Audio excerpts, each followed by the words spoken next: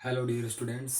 आज हम लोग इंग्लिश पढ़ेंगे और इंग्लिश के बारे में हम लोग बेसिक्स के बारे में हम लोग जानकारी लेंगे। देखिए जो ग्रामर है उसकी शुरुआत कहाँ से होती है इसके बारे में हम लोग करेंगे। देखिए कोई भी लैंग्वेज जो होती है उसके ग्रामर पे डिपेंड करती है। तो हम लोग सबसे पहले जानेंगे इंग्लिश में लेटर्स क्या होते हैं, जिनको हम लोग अक्षर बोलते हैं। इसी को इंग्लिश में बोलते हैं लेटर। देखिए लेटर्स तो हम लोग जानते ही हैं कि इंग्लिश में कितने होते हैं, 26 है ना। किसी भी भाषा की जो सबसे छोटी इकाई होती है उसी को हम लोग बोलते हैं अक्षर। क्या बोलते हैं? भाषा की सबसे छोटी इकाई क्या कहलाती है? अक्षर कहलाता है। इंग्लिश में कितने अक्षर होते हैं? ए से जेड तक, है ना। अंग्रेजी अल्फ़ाबेट में ए से जेड तक कुल 26 अक्षर हैं। कितने अक्षर हैं? अंग्रेजी अल्फ़ाबेट में ए से जेड तक कुल 26 अक्षर हैं। अंग्रेजी अल्फ़ाबेट में ए से जेड तक कुल कितने अक्षर हैं? 26। और ध्वनि के आधार पे जो लेटर्स हैं उनको दो श्रेणियों में बांटा गया है।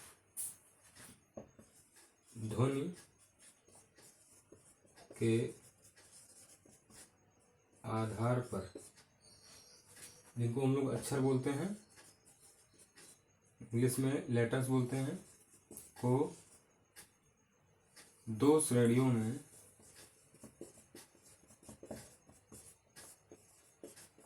बांटा गया है। दो श्रेणियों में बांटा गया है।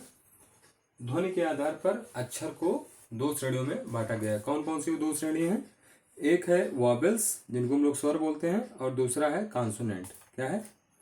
पहला है वॉवेल्स, इसको हिंदी में हम लोग स्वर बोलते हैं, और दूसरा होता है कॉन्सोनेंट, इसको हम लोग बोलते हैं व्यंजन हिंदी में। इंग्लिश में कितने वॉवेल्स होते हैं? 5। इसका नाम है ए ई आई ओ यू। ये कुल 5 स्वर इंग्लिश में होते हैं, ए ई आई ओ यू। और कॉन्सोनेंट कितने होते हैं? ए ई आई ओ यू को छोड़कर जितने 21 बचते हैं सब क्या होते हैं? कॉन्सोनेंट। कितने व्यंजन हो गए? 21 व्यंजन।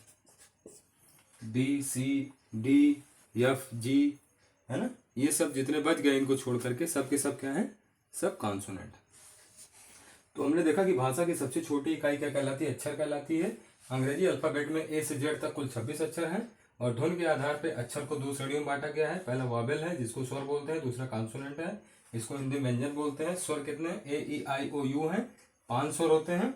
और कॉन्सोनेंट क्या है? ए ई आई ओ यू को छोड़कर जितने भी बच गए अल्फाबेट सब क्या है? सब कॉन्सोनेंट है। और इनकी संख्या कितनी होती है? 21 होती है। देखिए इसके बाद हम लोग देखेंगे वर्ड्स किसे कहते हैं, जिसको हम लोग शब्द बोलते हैं, वर्ड्स।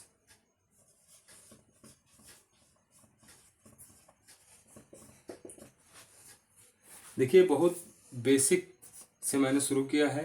अगर आप लोग इसको अच्छे से पढ़ेंगे तो आपकी इंग्लिश के जो बेसिक कॉन्सेप्ट्स हैं वो क्लियर होंगे।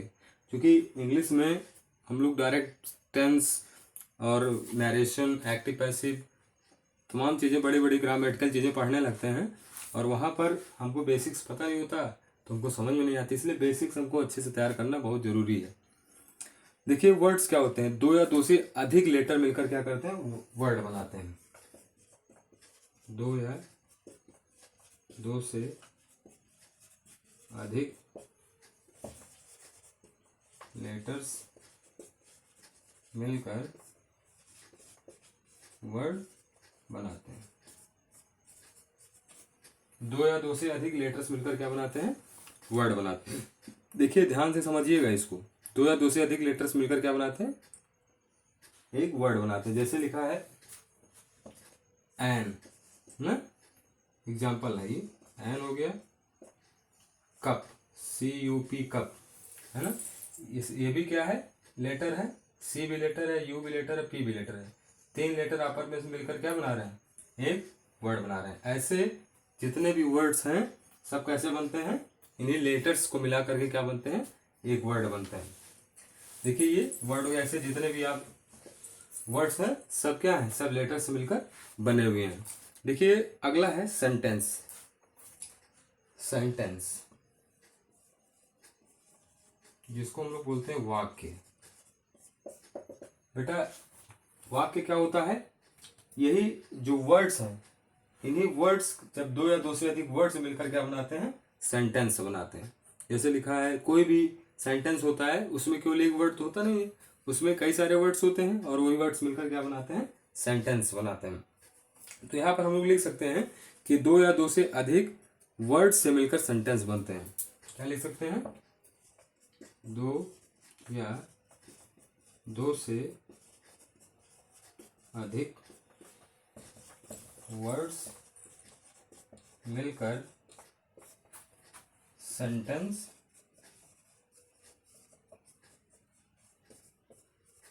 बनाते हैं। दो या दो से अधिक वर्ड्स मिलकर क्या बनाते हैं बेटा? सेंटेंस बनाते हैं।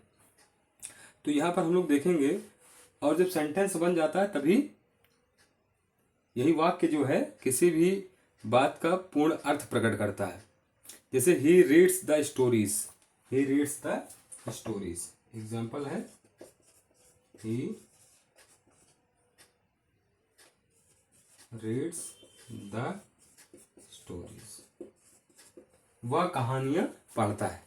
तो इसमें ही एक वर्ड है, रीड्स एक वर्ड है, द एक वर्ड है और स्टोरीज एक वर्ड है। ये देखिए कितने वर्ड हो गए? एक दो तीन चार, चार वर्ड मिलकर के क्या बना रहे हैं? एक सेंटेंस बना रहे हैं। और इस सेंटेंस का एक पूर्ण अर्थ प्रकट हो रहा है, इसी को हम लोग बोलते हैं सेंटेंस। देखिए बेटा, अब वीडियो में इसके आगे नीचे तक नहीं आ पाएगा तो ऊपर मैं इरेज कर दे रहा हूं।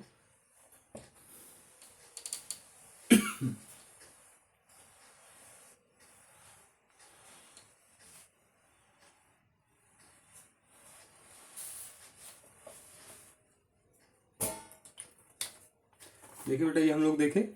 अब हम लोग देखते हैं पैराग्राफ क्या होता है। पैराग्राफ्स, जिसको हिंदी में हम लोग बोलते हैं गद्यांश। पैराग्राफ ना, बहुत बेसिक चीज है ये सब। अनेक सेंटेंस मिलकर पैराग्राफ बनाते हैं। अनेक सेंटेंस मिलकर पैराग्राफ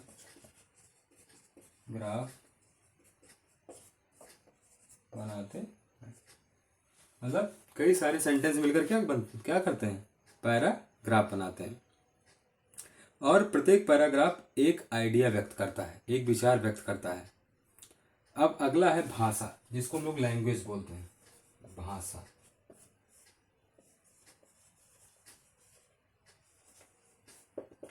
बेटा लैंग्वेज क्या है? जैसे एक या एक से अधिक पैराग्राफ को ही लैंग्वेज कहते हैं। क्या कहते हैं? एक या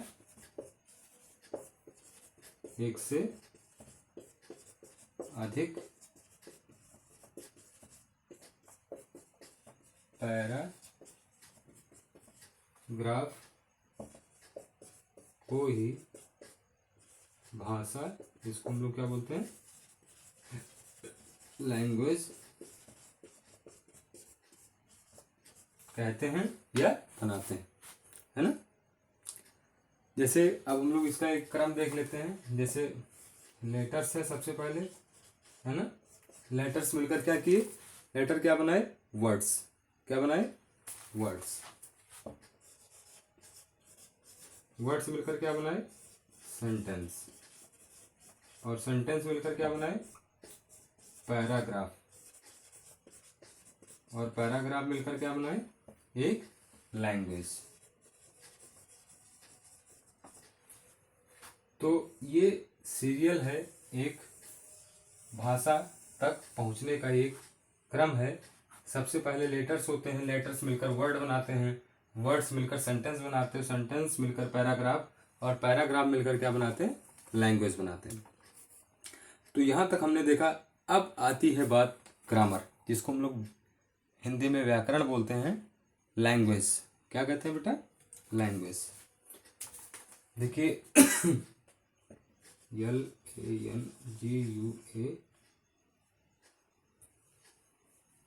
ग्रामर, GRAMM, व्याकरण। ग्रामर किसे बोलते हैं, है ना। व्याकरण वह विद्या या नियमों का संग्रह है जो हमें किसी भाषा का ठीक ठाक लिखना तथा बोलना सिखाता है ना।